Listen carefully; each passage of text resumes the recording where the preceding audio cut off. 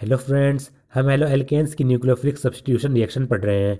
उसमें हमने पढ़ा है जो न्यूक्लियोफिलिक सब्स्टिट्यूशन रिएक्शन होती है वो दो मैकेनिज्म से होती है, SN2 मैकेनिज्म और SN1 मैकेनिज्म।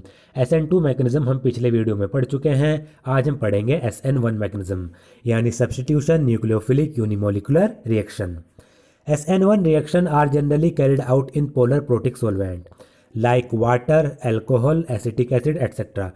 इसमें टर्म आया पोलर प्रोटिक सोलवेंट, तो ये वो सोलवेंट होते हैं जो H पॉजिटिव आयंस प्रोड्यूस करते हैं।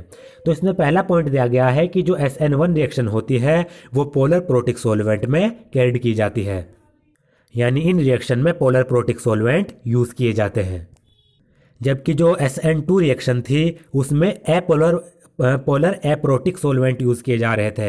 एप्रोटिक का मतलब है जो H पॉजिटिव आयन प्रोड्यूस नहीं करते।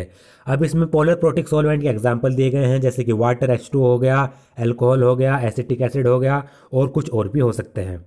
The reaction between tert butyl bromide and hydroxide ion yields tert butyl alcohol and follows the first order kinetics. That is, the rate of reaction depends upon the concentration of only one reactant, which is tert butyl bromide. अगर हम tert butyl bromide और hydroxide ion के बीच में reaction कराते हैं तो उससे हमारा प्रोडक्ट टर्ट ब्यूटाइल अल्कोहल बनता है। और जो ये रिएक्शन होती है ये फर्स्ट ऑर्डर काइनेटिक्स को फॉलो करती है, यानी फर्स्ट ऑर्डर रिएक्शन होती है। कहने का मतलब है कि जो रिएक्शन का रेट होगा सिर्फ वो एक ही रिएक्टेंट की कंसंट्रेशन पर डिपेंड करेगा। वो कंसंट्रेशन कौन सा है? Tert butyl bromide. SN2 reaction में हमने क्या पढ़ा था? हमने पढ़ा था SN2 reaction second order follow करती है, यानी उसमें जो रिएक्शन का रेट होता है वो न्यूक्लियोफाइल पर भी डिपेंड करता है और सबस्ट्रेट की कंसंट्रेशन पर भी डिपेंड करता है। लेकिन SN1 में बिल्कुल उसका ऑपोजिट है। SN1 reaction first order reaction है।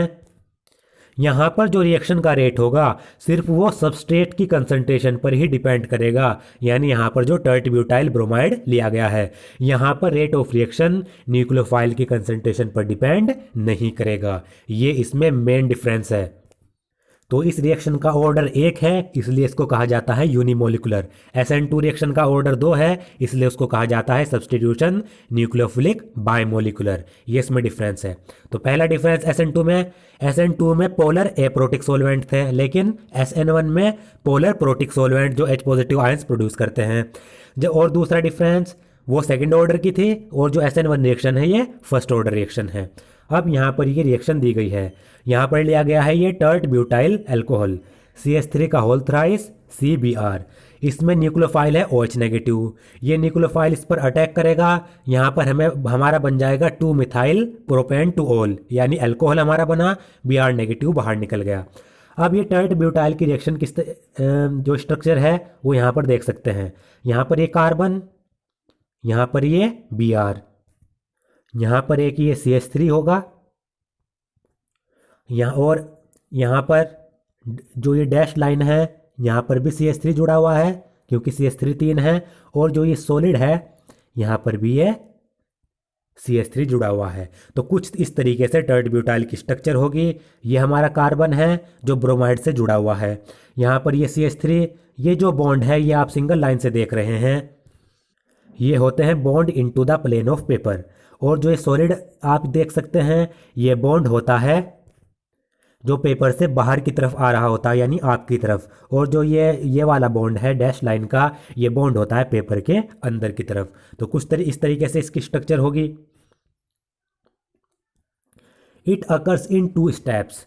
अब ये टर्ट ब्यूटाइल ब्रोमाइड से जो ये अल्कोहल बन रहा है ये रिएक्शन 2 स्टेप्स में होती है। In step first the polarized carbon to bromide bond undergoes slow cleavage to produce a carbocation and a bromide ion। पहले स्टेप में क्या होगा, जो कार्बन और ब्रोमाइड के बीच में जो बॉन्ड है ये धीरे धीरे ब्रेक होगा, और कार्बन और ब्रोमाइड के बीच में जो ये बॉन्ड है ये धीरे धीरे ब्रेक होगा, जिससे हमारा कार्बोकेटायन बन जाएगा और ब्रोमाइड आयन बाहर निकल जाएगा। अब यहाँ पर आप देख सकते हैं जो SN2 रिएक्शन थी उसमें जो कार्बन और हैलाइड के बीच में जो बॉन्ड था वो भी ब्रेक हो रहा था, साथ ही साथ उसके जो न्यूक्लियोफाइल है वो भी एक साथ जुड़ रहा था। यानी बॉन्ड ब्रेक भी हो रहा था और कार्बन और न्यूक्लियोफाइल के बीच में जो बॉन्ड बन रहा था वो दोनों चीज़ें साथ साथ हो रही थी। इसलिए जो SN2 रिएक्शन है वो एक ही स्टेप में हो गई थी। लेकिन SN1 रिएक्शन में क्या हो रहा है, दो स्टेप हैं। पहले स्टेप में क्या होता है, कार्बन और हैलाइड के बीच में जो बॉन्ड है वो टूटता है जिससे हमारा कार्बोकैटायन बनता है। दूसरे स्टेप में क्या होगा, जो न्यूक्लियोफाइल है वो आकर जुड़ेगा उस कार्बोकैटायन से। तो ये रिएक्शन दो स्टेप में होती है। SN2 रिएक्शन एक स्टेप में और SN1 रिएक्शन दो स्टेप में होगी। ये इसमें तीसरा डिफरेंस है। The carbocation thus formed is then attacked by nucleophile in step second to complete the substitution reaction। तो जो कार्बोकैटायन ये बना इसको इसके ऊपर फिर एक न्यूक्लियोफाइल आकर अटैक करता है स्टेप सेकंड में, जिससे ये सब्स्टिट्यूशन रिएक्शन कंप्लीट हो जाती है। अब यहाँ पर आप देख सकते हैं ये हमारा यहाँ पर टेट्राब्यूटाइल ब्रोमाइड है। सबसे पहले क्या होगा, कार्बन और ब्रोमाइड के बीच में बॉन्ड ब्रेक होगा। ये कुछ हम इस तरीके से यहाँ पर ये बना लेते हैं। यहाँ पर मैं आपको बनाकर दिखा देता हूँ।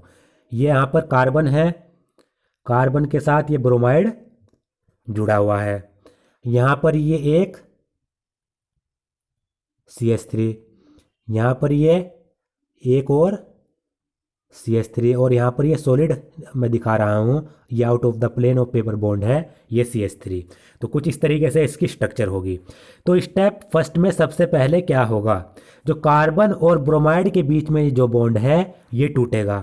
अब ये किसकी मदद से टूटेगा, हमने पढ़ा था SN1 रिएक्शन में पोलर प्रोटिक सॉल्वेंट लिए जाते हैं। मान लीजिए यहाँ पर हमने H2O पोलर प्रोटिक सॉल्वेंट ले रखा है। तो जो ये H2O हैं ये H पॉजिटिव आयंस प्रोड्यूस करेंगे और वो उन H पॉजिटिव आयंस का जब ब्रोमाइड के साथ सॉल्वेशन होगा तो उसमें बहुत ज़्यादा एनर्जी रिलीज होती है। वही एनर्जी इस बॉन्ड को ब्रेक करती है। तो सिंपली हमें क्या याद रखना है, जो हमने पोलर प्रोटिक सॉल्वेंट लिया है ये क्या करेगा, कार्बन और ब्रोमाइड यानी हैलाइड के बीच में जो बॉन्ड है उसको तोड़ने का काम करेगा। तो स्टेप फर्स्ट में ये बॉन्ड सबसे पहले ब्रेक होगा। तो स्टेप ये बॉन्ड ब्रेक हुआ तो ये ब्रोमाइड आयन यहाँ पर बाहर निकल जाएगा। ब्रोमाइड आयन बाहर निकल गया और हमारा कार्बन के ऊपर पॉजिटिव चार्ज आ जाएगा, यानी कार्बोकैटायन हमें मिल जाएगा। और अब ये जो बॉन्ड हैं ये इस तरीके से आप ये बॉन्ड देख रहे होंगे, ये बॉन्ड बिल्कुल खुल जाएंगे। अभी ये बॉन्ड यहाँ पर कॉन्ट्रैक्टेड हैं इस ब्रोमाइड की वजह से, लेकिन जैसे कार्बन और ब्रोमाइड के बीच में बॉन्ड ब्रेक हुआ, ब्रोमाइड बाहर निकल गया, तो जो ये CH3 के साथ कार्बन के बॉन्ड बन रहे हैं ये बिल्कुल खुल जाएंगे, सीधे हो जाएंगे। तो ये बॉन्ड किस तरीके से बनेंगे, इस तरीके से आप यहाँ पर ये देख सकते हैं। ये CH3 यहाँ पर ये बॉन्ड बना लेगा और यहाँ पर ये जो बॉन्ड है ये कुछ इस तरीके से खुल जाएगा और जो ये सॉलिड बॉन्ड है ये कुछ इस तरीके से यहाँ पर ये खुल जाएगा। तो हमारा पहला स्टेप हो गया, यानी हमारा कार्बोकैटायन बन चुका। एक बार फिर से देखते हैं, ये टेट्राब्यूटाइल ब्रोमाइड है, पोलर प्रोटिक सॉल्वेंट H2O लिया है। तो ये पोलर प्रोटिक सॉल्वेंट क्या करेगा, कार्बन और ब्रोमाइड के बीच में बॉन्ड ब्रेक कर देगा। Br नेगेटिव बाहर निकल जाएगा, कार्बन के ऊपर पॉजिटिव चार्ज आ जाएगा, कार्बोकैटायन बन जाएगा। कार्बोकैटायन बन गया। अब जो ये बॉन्ड है ये यहाँ पर कॉन्ट्रैक्टेड है, ये रिलैक्स हो जाएंगे, खुल जाएंगे और कुछ इस तरीके से यहाँ पर ये अरेंज हो जाएंगे। तो हमारा कार्बोकैटायन बन चुका। ये आप यहाँ पर ये बॉन्ड देख सकते हैं और ये कार्बोकैटायन यहाँ पर ये बन रहा है। अब सेकंड स्टेप में क्या होगा, ये हमारा सेकंड स्टेप है। सेकंड स्टेप में जो न्यूक्लियोफाइल है, न्यूक्लियोफाइल यहाँ पर OH नेगेटिव लिया गया है। तो सेकंड स्टेप में ये न्यूक्लियोफाइल यानी OH नेगेटिव क्या करेगा, इस कार्बोकैटायन पर जाकर अटैक करेगा और कार्बोकैटायन से जुड़ जाएगा और हमें अल्कोहल मिल जाएगा। अब देखिए ये सेकंड स्टेप कैसे होता है, ये मैं आपको यहाँ पर दिखा देता हूं। ये तो यहां पर ये बन रहा है। अब OH नेगेटिव ने इस पर जाकर अटैक किया तो यहां पर कार्बन के साथ तो हमारा OH जुड़ गया और अब जैसे ही इसके साथ ये OH जुड़ेगा तो जो ये बॉन्ड है ये फिर से अपनी वाली पहली पोजीशन में आ जाएंगे। CH3 कुछ इस तरीके से हो जाएगा, ये वाला CH3 फिर से अपनी पुरानी पोजीशन में आ जाएगा और ये वाला जो CH3 है ये फिर से अपनी पुरानी पोजीशन में आ जाएगा। तो और हमें ये अल्कोहल यहाँ पर मिल जाएगा। तो ये रिएक्शन दो स्टेप में होती है। और इसमें आपको याद रखना है जो स्टेप फर्स्ट होता है, ये वाला जो स्टेप है स्टेप फर्स्ट, ये होता है इसमें रेट डिटरमाइनिंग स्टेप। यानी जो रिएक्शन का रेट लिखा जाएगा SN1 रिएक्शन का, वो पहले स्टेप के अनुसार ही लिखा जाएगा। तो अगर हमें इस रिएक्शन का रेट निकला है तो हम किस तरीके से लिखेंगे, रेट इज इक्वल टू के यानी रेट कांस्टेंट, और यहाँ पर हमारा सबस्ट्रेट क्या है, एक ही है। स्टेप फर्स्ट में हमारा सबस्ट्रेट एक ही है, तो CH3 का होल थ्राइस Br इसकी कंसंट्रेशन। क्योंकि हमारा step first rate determining step है, क्योंकि ये स्टेप स्लो होता है। जो कार्बन और ब्रोमाइड के बीच में जो बॉन्ड है उसको तोड़ने के लिए टाइम लगेगा, तो ये स्लो स्टेप है। और जो स्लो स्टेप होता है रिएक्शन में, वो रेट डिटरमाइनिंग स्टेप होता है। जैसे ही कार्बोकेटायन बन गया उसके बाद तो ये न्यूक्लियोफाइल तेजी से जाएगा, इसके साथ जुड़ जाएगा, तो ये वाला रिएक्शन हमारा रेट डिटरमाइनिंग स्टेप नहीं होता। स्टेप फर्स्ट हमारा रेट डिटरमाइनिंग स्टेप होता है। और आप यहाँ पर गौर से देखिए, स्टेप फर्स्ट में जो सबस्ट्रेट यूज किया जा रहा है वो सिर्फ एक ही है, यहाँ पर न्यूक्लियोफाइल यूज नहीं किया जा रहा। तो हम रेट क्या लिखेंगे, रेट इज इक्वल टू के, जो हमारा सबस्ट्रेट है यहाँ पर उसकी पावर 1। तो ये कौन से ऑर्डर की रिएक्शन हुई, वो फर्स्ट ऑर्डर की ये रिएक्शन हुई। यानी जो SN1 रिएक्शन है उसमें जो रेट ऑफ रिएक्शन है वो सिर्फ सबस्ट्रेट पर डिपेंड करेगा, OH यानी न्यूक्लियोफाइल की कंसंट्रेशन पर डिपेंड नहीं करेगा। ये आपको याद रखना है। अब अगर हमें कायरल कार्बन दे दिया जाए, वो वाली रिएक्शन भी मैं आपको करके दिखा देता हूं। अगर हमें कायरल कार्बन दे दिया जाए, कायरल कार्बन सबसे पहले जानते हैं क्या होता है, ऐसा कार्बन जिससे 4 अलग अलग ग्रुप जुड़े हुए हों। मान लीजिए यहाँ पर ब्रोमाइड जुड़ा हुआ है, यहाँ पर हाइड्रोजन जुड़ा हुआ है, यहाँ पर ये CH3 जुड़ा हुआ है, और यहाँ पर ये C2H5 जुड़ा हुआ है। तो ये वाला कार्बन कौन सा होगा, कायरल कार्बन। कायरल कार्बन कैसे हुआ, क्योंकि इससे 4 डिफरेंट ग्रुप जुड़े हुए हैं। ये bromide different group, hydrogen different, methyl different और इथाइल डिफरेंट। अगर हमें ऐसा कार्बन दे दिया जाए, यहाँ पर भी हाइड्रोजन, यहाँ पर भी हाइड्रोजन, यहाँ पर CH3 और यहाँ पर Cl, तो ये कायरल कार्बन नहीं होगा, क्योंकि इसमें चारों के चारों डिफरेंट ग्रुप नहीं है, 2 एक जैसे ग्रुप आ गए। और ये आपको याद रखना है, जो कायरल कार्बन होते हैं वो ऑप्टिकली एक्टिव कंपाउंड होते हैं, यानी वो प्लेन पोलराइज्ड लाइट को रोटेट कर देते हैं। जो प्लेन पोलराइज्ड लाइट होगी, यानी ऐसी लाइट जो एक ही प्लेन में होगी, उसको वो रोटेट कर देते हैं। क्लॉकवाइज भी रोटेट कर सकते हैं और एंटी क्लॉकवाइज भी रोटेट कर सकते हैं। तो हमें क्या पता चला, अगर कायरल कार्बन है तो वो कंपाउंड ऑप्टिकली एक्टिव होगा, प्लेन पोलराइज्ड लाइट को रोटेट करेगा। तो अगर हमें दे दिया जाए कायरल कार्बन जैसे कि कुछ इस तरीके से, यहाँ पर ये हमारा हाइड्रोजन जुड़ा हुआ है, यहाँ पर कोई ये R ग्रुप जुड़ा हुआ है डैश डैश बॉन्ड से, और यहाँ पर ये सॉलिड बॉन्ड से हमारा R डैश, यानी कोई और दूसरा ग्रुप जुड़ा हुआ है। RCH3 हो सकता है, R डैश C2H5 भी हो सकता है, यानी ये वाला और ये वाला ग्रुप डिफरेंट है। और यहाँ पर ये हमारा ब्रोमाइड जुड़ा हुआ है। ये रिएक्शन है। तो स्टेप फर्स्ट में क्या होगा, ये स्टेप फर्स्ट है। स्टेप फर्स्ट में कार्बन और ब्रोमाइड के बीच में बॉन्ड ब्रेक होगा। और आप यहाँ पर देख सकते हैं ये वाला जो कार्बन है ये हमारा कायरल कार्बन है। क्यों, ब्रोमाइड अलग ग्रुप, हाइड्रोजन अलग ग्रुप, R अलग ग्रुप और R डैश अलग ग्रुप। तो इस कार्बन से 4 डिफरेंट ग्रुप जुड़े हुए हैं, तो ये कायरल कार्बन है। तो सबसे पहले क्या हुआ, फर्स्ट स्टेप में पोलर प्रोटिक सॉल्वेंट के कारण कार्बन और ब्रोमाइड के बीच में बॉन्ड ब्रेक हो गया। बॉन्ड ब्रेक हो गया तो जैसे ही बॉन्ड ब्रेक हो गया Br नेगेटिव बाहर निकल जाएगा और हमारा ये कार्बोकैटायन बन जाएगा। और जो ये बॉन्ड है ये यहाँ पर खुल जाएंगे। हाइड्रोजन यहाँ पर ये सीधा हो जाएगा, ये जो डैश डैश बॉन्ड है ये कुछ इस तरीके से यहाँ पर खुल जाएगा। सॉलिड बॉन्ड कुछ इस तरीके से ये ट्राइगोनल प्लेनर जो स्ट्रक्चर है बना लेगा। अब ये बॉन्ड खुल गए, पहला स्टेप कंप्लीट हो गया क्योंकि हमारा कार्बोकैटायन बन गया। अब सेकंड स्टेप में क्या होगा, सेकंड स्टेप में यहां पर आप देखिए जो हमारा OH नेगेटिव है वो इस कार्बोकैटायन से जाकर जुड़ेगा। ये मैं यहां पर दोबारा से बना देता हूं।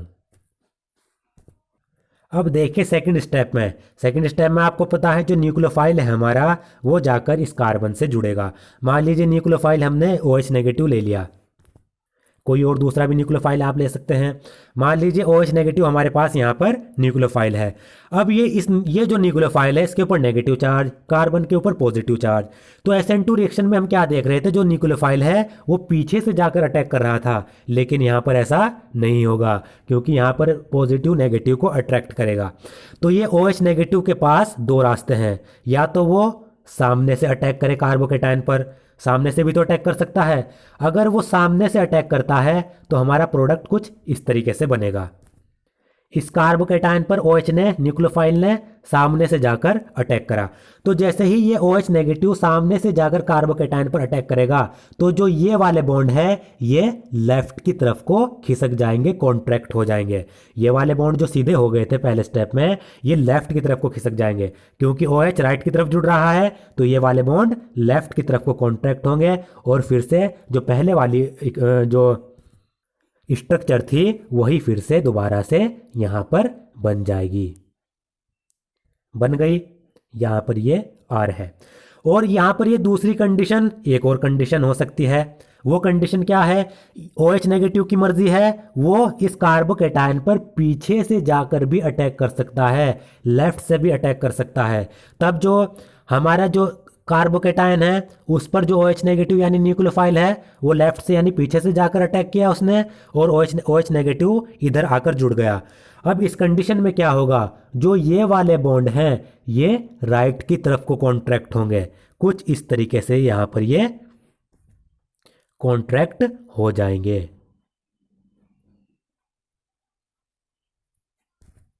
तो इससे हमें क्या पता चला, अगर हमारे पास कायरल कार्बन है, ऑप्टिकली एक्टिव कंपाउंड है, तो हमें यहाँ पर दो प्रोडक्ट मिलते हैं। एक तो ये प्रोडक्ट जो बिल्कुल जो हमने सबस्ट्रेट लिया था उसके बिल्कुल समान है, क्योंकि हमारी सबस्ट्रेट की स्ट्रक्चर भी कुछ, जो हमने यहाँ पर मान लीजिए ये वाला सबस्ट्रेट लिया था, वो सबस्ट्रेट की स्ट्रक्चर भी कुछ बिल्कुल इसी तरीके की थी। सबस्ट्रेट भी ऐसा और ये वाला प्रोडक्ट भी ऐसा, यानी जैसी सबस्ट्रेट की स्ट्रक्चर वैसी इस वाली प्रोडक्ट की स्ट्रक्चर। तो ये कहलाता है हमारा रिटेंशन। ये प्रोसेस क्या कहलाएगा, रिटेंशन। यानी जो ये प्रोडक्ट है इसने सबस्ट्रेट की स्ट्रक्चर को रिटेन किया है। और ये वाला, इस वाली स्ट्रक्चर और ये वाली स्ट्रक्चर देखिए, इसमें इस वाले प्रोडक्ट की जो स्ट्रक्चर है वो इस सबस्ट्रेट के स्ट्रक्चर के बिल्कुल उल्टी है, इन्वर्ट है। ये प्रोसेस या फिर ये प्रोडक्ट कहलाएगा हमारा इन्वर्जन प्रोडक्ट। ये रिटेंशन प्रोडक्ट और ये हमारा इन्वर्जन प्रोडक्ट। तो अगर हमारे पास कायरल कार्बन है तो उसमें हमारे दो प्रोडक्ट बनते हैं, एक प्रोडक्ट रिटेंशन प्रोडक्ट, दूसरा इन्वर्जन प्रोडक्ट। और ये प्रोसेस हमारा कहलाता है रेसिमाइजेशन। यानी अगर हमारा कायरल कार्बन है तो उसमें हमारे दो प्रोडक्ट बनेंगे, इन्वर्टेड प्रोडक्ट और रिटेंटेड प्रोडक्ट। तो ये प्रोसेस कहलाएगा रेसिमाइजेशन, क्योंकि इसमें दो इन्वर्टेड और रिटेंशन प्रोडक्ट का मिक्सचर बन रहा है। ये आपको याद रखना है। इस केस में कायरल कार्बन नहीं है क्योंकि यहाँ पर कार्बन से सिर्फ तीनों के तीनों CH3 जुड़े हुए हैं, तो यहाँ पर सिर्फ एक ही प्रोडक्ट बनेगा। ये आपको याद रखना है।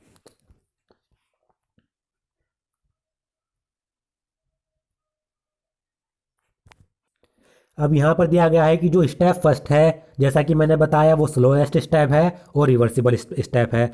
स्टेप फर्स्ट में क्या होता है, कार्बन और ब्रोमाइड के बीच में बॉन्ड की ब्रेकिंग होती है, और इस बॉन्ड को ब्रेक करने के लिए जो एनर्जी आती है वो आती है कि जो प्रोटिक सॉल्वेंट के जो प्रोटॉन हैं वो हैलाइड आयन के साथ जब सॉल्वेशन उनका हो जाता है, उससे जो एनर्जी प्रोड्यूस होगी वो इस बॉन्ड को ब्रेक करेगी। Since the rate of reaction depend upon the slowest step, the rate of reaction depend only the concentration of alkyl halide and not on the concentration of hydroxide ion। और जैसा कि मैंने ऊपर बताया कि जो रेट ऑफ रिएक्शन है वो स्लोएस्ट स्टेप पर डिपेंड करता है, तो यहाँ पर rate of reaction first step के अनुसार लिखा जाएगा। तो जो रेट ऑफ रिएक्शन है SN1 रिएक्शन का वो सिर्फ एल्काइल हैलाइड की रिएक्शन पर डिपेंड करेगा, वो न्यूक्लियोफाइल यानी हाइड्रोक्साइड आयन के कंसंट्रेशन पर डिपेंड नहीं करेगा। और फिर आगे इसमें कहा गया है, greater the stability of carbocation greater will be its ease of formation from alkyl halide and faster will be the rate of reaction. अब ये यहाँ पर इंपॉर्टेंट लाइन दी गई है, कार्बोकेटायन जितना ज़्यादा स्टेबल होगा, तो कार्बोकेटायन जितना ज़्यादा स्टेबल होगा उतनी जल्दी उसको एल्काइल हैलाइड से कार्बोकेटायन बनाया जा सकता है। और कार्बोकेटायन जितनी जल्दी रिएक्शन में बन जाए उतनी जल्दी फास्टर होता है rate of reaction. In case of alkyl halide, tertiary alkyl halide undergo SN1 reaction very fast because of the high stability of tertiary carbocation. अगर हम एल्काइल हैलाइड की बात करें तो उनमें जो टर्शरी एल्काइल हैलाइड्स हैं वो SN1 रिएक्शन सबसे तेज़ी से शो करते हैं। ऐसा क्यों? क्योंकि जो टर्शरी एल्काइल हैलाइड होंगे उनमें कार्बोकेटायन भी टर्शरी बनेगा। तो हमें यहाँ पर याद रखना है। अब यहाँ पर आप देख सकते हैं ये हमारा एल्काइल हैलाइड है, इससे यहाँ पर एक मान लीजिए कार्बन या CH3 यहाँ पर इससे जुड़ा हुआ है, इससे ये दूसरा CH3 और इससे ये तीसरा CH3 जुड़ा हुआ है। तो ये वाला कार्बन 3 कार्बन से जुड़ा हुआ है। तो ये हो गया यहाँ पर टर्शरी कार्बन है। यहाँ से ब्रोमाइड, ये बॉन्ड टूटा, ब्रोमाइड निकला। तो यहाँ पर कार्बोकेटायन देखे, यहाँ पर ये CH3, यहाँ पर ये CH3 और यहाँ पर भी ये CH3। तो हमारा कार्बोकेटायन कैसे बनेगा? Tertiary carbocation. तो जो टर्शरी एल्काइल हैलाइड होते हैं, ये टर्शरी एल्काइल हैलाइड है। टर्शरी एल्काइल हैलाइड से जो कार्बोकेटायन बनता है वो बहुत ही ज़्यादा फास्ट बनता है, बहुत ही ज़्यादा तेज़ी से बनता है। और कार्बोकेटायन जितनी ज़्यादा तेज़ी से बनेगा उतनी ज़्यादा रेट ऑफ रिएक्शन होगी। तो इसमें हमें याद रखना है कि जो टर्शरी एल्काइल हैलाइड होते हैं वो SN1 रिएक्शन सबसे ज़्यादा शो करते हैं, यानी सबसे ज़्यादा फास्ट शो करते हैं। अब बात करते हैं सेकेंडरी। अब ये हमारे पास सेकेंडरी एल्काइल हैलाइड कुछ इस तरीके से होगा, यानी ये वाला जो कार्बन है ये 2 अलग कार्बन से जुड़ा हुआ होगा। यहाँ पर तो हाइड्रोजन है, ये इस कार्बन से जुड़ा हुआ है, इस कार्बन से। तो ये हुआ हमारा सेकेंडरी एल्काइल हैलाइड। और इस सेकेंडरी एल्काइल हैलाइड से जो कार्बोकेटायन बनेगा वो भी सेकेंडरी बनेगा। अब अगर हम प्राइमरी कार्बोकेटायन की बात करें तो वो कुछ इस तरीके से होगा, ये हाइड्रोजन, यहाँ पर ये CH3। तो यहाँ पर ये वाला जो कार्बन है ये सिर्फ एक और कार्बन से जुड़ा हुआ है। तो ये हुआ हमारा प्राइमरी कार्बोकेटायन। तो इसमें हमें ऑर्डर याद रखना है। SN1 रिएक्शन में जो ऑर्डर होगा वो क्या है? Tertiary carbocation, tertiary alkyl halide सबसे ज़्यादा तेज़ी से शो करेंगे, फिर सेकेंडरी एल्काइल हैलाइड, उसके बाद primary alkyl halide. SN2 reaction में बिल्कुल इसका उल्टा था। SN2 रिएक्शन में कुछ इस तरीके का था, क्योंकि वहाँ पर स्टेरिक हिंड्रेंस देखी जा रही थी, यानी जो कार्बन है वो कितने बल्कि ग्रुप से जुड़ा हुआ है। टर्शरी कार्बन जो होगा उसमें बल्कि ग्रुप बहुत ज़्यादा होते हैं, तो वो SN2 रिएक्शन सबसे कम शो करता है। तो ये हो गया हमारा SN2 वाला।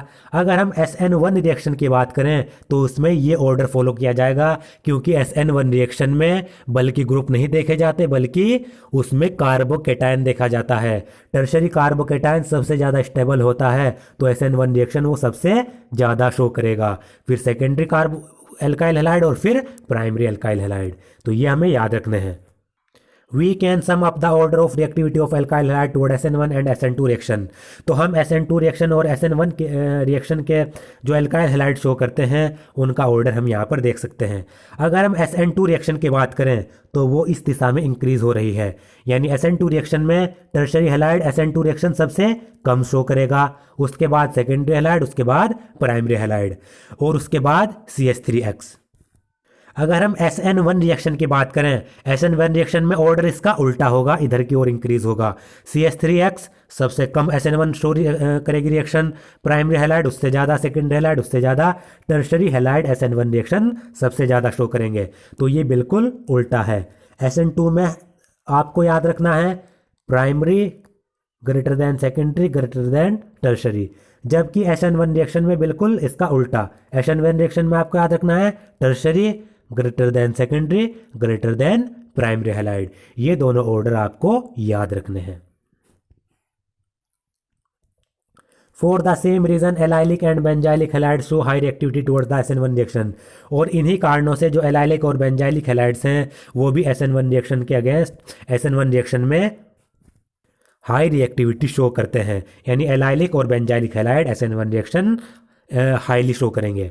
जैसे कि the carbocation thus formed get stabilized through resonance as shown given below. तो जो एलाइलिक और बेंजाइलिक हैलाइड्स में जो कार्बोकैटायन बनेंगे वो रेजोनेंस से अपने आप को स्टेबल करते हैं। जैसे कि यहाँ पर ये एलाइलिक हैलाइड दिया गया है, इसमें ये डबल बॉन्ड है, डबल बॉन्ड से अगले वाला जो कार्बन है उससे कुछ यहाँ पर ब्रोमाइड या फिर हैलाइड जुड़ा हुआ होगा, ये बॉन्ड यहाँ से ब्रेक किया होगा, ये ब्रोमाइड यहाँ से निकला होगा, तभी तो इस वाले कार्बन के ऊपर पॉजिटिव चार्ज आया। तो ये हमारा आप देख सकते हैं यहाँ पर ये एलाइलिक हैलाइड है। यहाँ पर क्योंकि डबल बॉन्ड के बाद यहाँ पर कार्बोकैटायन बन रहा है, क्योंकि यहाँ पर पहले हैलाइड आयन जुड़ा हुआ होगा। तो एलाइलिक हैलाइड में रेजोनेंस देखा जाता है। स्टेबल करने के लिए जो ये डबल बॉन्ड है कुछ ये यहाँ पर शिफ्ट होगा, डबल बॉन्ड यहाँ पर शिफ्ट हो जाएगा, यहाँ पर इलेक्ट्रॉन की कमी हो जाएगी तो पॉजिटिव यहाँ बॉन्ड इस वाले कार्बन पर आ जाएगा। तो एलाइलिक हैलाइड में ये रेजोनेंस स्ट्रक्चर स्टेबलाइज करने के लिए होती है। ऐसे ही यहाँ पर ये बेंजाइलिक हैलाइड्स है। यहाँ पर क्या हुआ होगा, जो ये वाला CH2 है इससे मान लीजिए कुछ हैलाइड जुड़ा हुआ होगा, यहाँ पर ये बॉन्ड टूटा होगा तभी तो इस कार्बन के ऊपर पॉजिटिव चार्ज आया हुआ होगा। तो यहाँ पर इस कार्बन के ऊपर ये पॉजिटिव चार्ज आ गया। तो बेंजाइलिक हैलाइड्स में क्या होता है, कार्बोकैटायन अपने आप को बैलेंस करने के लिए यानी स्टेबलाइज करने के लिए रेजोनेंस करता है। यहाँ पर ये डबल बॉन्ड आएगा, डबल बॉन्ड जब यहाँ पर शिफ्ट हो जाएगा तो यहाँ पर कार्बन की यहाँ पर इलेक्ट्रॉन की कमी हो जाएगी तो पॉजिटिव चार्ज यहाँ पर शिफ्ट हो जाएगा। डबल बॉन्ड यहाँ पर शिफ्ट हो गया, ये वाला पॉजिटिव चार्ज यहाँ पर आ गया। एक से ज़्यादा भी रेजोनेंस स्ट्रक्चर बन सकती है। अब ये इस यहाँ पर इलेक्ट्रॉन की कमी को पूरा करने के लिए ये डबल बॉन्ड यहाँ पर शिफ्ट हो जाएगा। जब ये डबल बॉन्ड यहाँ पर शिफ्ट हो जाएगा तो कार्बन जो ये यहाँ पर इस वाले कार्बन पर क्या हो जाएगा, इलेक्ट्रॉन की कमी हो जाएगी तो पॉजिटिव चार्ज यहाँ पर आ जाएगा। ये आ गया। अब क्या हो गया, यहाँ पर इलेक्ट्रॉन की कमी को पूरा करने के लिए डबल बॉन्ड यहाँ पर आएगा तो पॉजिटिव चार्ज इस वाले कार्बन पर शिफ्ट हो जाएगा। तो ये रेजोनेंस स्ट्रक्चर यहाँ पर ये दी गई है। यहाँ पर आप देख सकते हैं ये वाला जो कार्बोकैटायन है ये प्राइमरी कार्बोकैटायन है। क्यों? क्योंकि इस वाले कार्बन से सिर्फ ये वाला कार्बन ही जुड़ा हुआ है, जबकि यहाँ पर जो कार्बोकैटायन है वो सेकेंडरी है, क्योंकि वो एक इस कार्बन से जुड़ा हुआ होगा, एक इस कार्बन से जुड़ा हुआ होगा, तो यहाँ पर वो ज़्यादा स्टेबल होगा, इसलिए ये रेजोनेंस स्ट्रक्चर दी गई है। यहाँ पर कार्बोकैटायन इतना स्टेबल नहीं है, प्राइमरी है, यहाँ पर ज़्यादा स्टेबल है क्योंकि सेकेंडरी कार्बोकैटायन बन रहा है। तो बेंजाइलिक हैलाइड में इसलिए ही ये रेजोनेंस स्ट्रक्चर होती है, जिससे कि कार्बोकैटायन को बैलेंस किया जा सके। For a given alkyl group, the reactivity of the halide Rx follows the same order in both the mechanism. अगर हम एल्काइल ग्रुप की बात करें तो एल्काइल हैलाइड की जो रिएक्टिविटी होती है वो SN2 रिएक्शन और SN1 रिएक्शन में दोनों में सेम ही रहती है। यानी SN2 रिएक्शन के लिए भी यही ऑर्डर होगा और SN1 रिएक्शन के भी लिए भी यही ऑर्डर होगा। जैसे कि Ri सबसे ज़्यादा SN2 रिएक्शन और SN1 रिएक्शन सबसे ज़्यादा शो करेगा, उसके बाद RBr, RCl और RF। अब ये क्यों होता है इसका कारण मैं आपको बता देता हूँ। मान लीजिए हमें ये दिया हुआ है CH3I और हमें दूसरा दिया हुआ है CH3Cl। अब इसमें SN2 रिएक्शन फास्ट शो कौन करेगा ये हमें कैसे बताना है। आपको पता है जो आयोडीन ग्रुप आयोडीन होता है, आयोडाइड, वो लार्ज साइज का होता है, तो इसमें कार्बन और आयोडाइड के बीच में जो बॉन्ड लेंथ होगी वो भी लार्ज साइज की होगी। कुछ इस तरीके से ये हाइड्रोजन यहाँ पर जुड़े हुए हैं। अब आयोडीन का साइज बिग होता है। जब आयोडीन का साइज बिग होगा तो कार्बन और आयोडीन के बीच में जो ये बॉन्ड बनेगा ये भी तो बॉन्ड लार्ज होगा, क्योंकि जब एटम का साइज लार्ज है तो बॉन्ड भी तो उसमें लार्ज बनेगा। अब एटम का साइज लार्ज है और बॉन्ड भी लार्ज है, और आपको पता है लार्ज बॉन्ड बनाने के लिए, जब लार्ज बॉन्ड होता है उसको तोड़ने के लिए एनर्जी की आवश्यकता कम होती है, यानी लार्ज बॉन्ड आसानी से टूट जाता है। तो ये बॉन्ड आसानी से टूटेगा। जब आसानी से टूटेगा तो ये इस पे जो न्यूक्लियोफाइल है वो भी एकदम से आकर यहाँ पर जुड़ जाएगा। अब बॉन्ड ये SN2 रिएक्शन में भी यही बॉन्ड टूटना था, SN1 रिएक्शन में भी यही बॉन्ड टूटना था।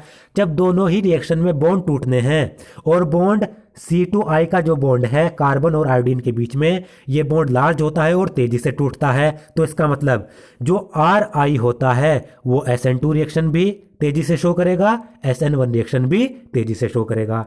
अगर हम ले ये वाला आपको पता है जो फ्लोरीन होता है वो स्मॉल साइज का होता है। अब जब ये स्मॉल है तो कार्बन और फ्लोरीन के बीच में जो ये बॉन्ड बनेगा ये भी तो स्मॉल साइज का बॉन्ड बनेगा। अब बॉन्ड जब स्मॉल होगा तो जितना स्मॉल बॉन्ड उतना उतना ज़्यादा वो स्ट्रोंग होता है। बॉन्ड लेंथ जितनी कम उतना ज़्यादा स्ट्रोंग बॉन्ड। अब ये बॉन्ड स्ट्रोंग है, इसको तोड़ने के लिए ज़्यादा समय लगेगा। अब इसको तोड़ने के लिए ज़्यादा समय लगेगा तो इसका रेट ऑफ रिएक्शन भी तो स्लो होगा, क्योंकि टाइम ज़्यादा लग रहा है तो रेट ऑफ रिएक्शन स्लो होगा।